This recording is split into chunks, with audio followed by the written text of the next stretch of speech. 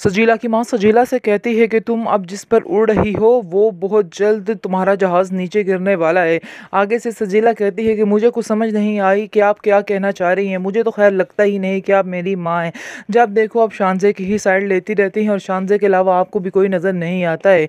आगे से आप देखेंगे उसकी माँ कहती है कि नहीं, जो अच्छा है वो नज़र आता है, इसलिए मैं तो तुम्हें जानती हूँ कि तुम सिर्फ़ और सिर्फ़ लालच की बिना पर ये सारा काम कर रही हो, क्योंकि लालच के बिना पर निभाए चलाए गए रिश्ते कभी भी नहीं निभते हैं, ये बात मेरी तुम समझ लो।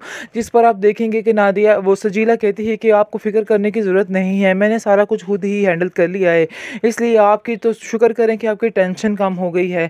आप तो वैसे भी इतनी ज़्यादा परेशान थे, लेकिन अब आपकी सारी परेशानियाँ, सारी टेंशन्स दूर हो चुकी हैं।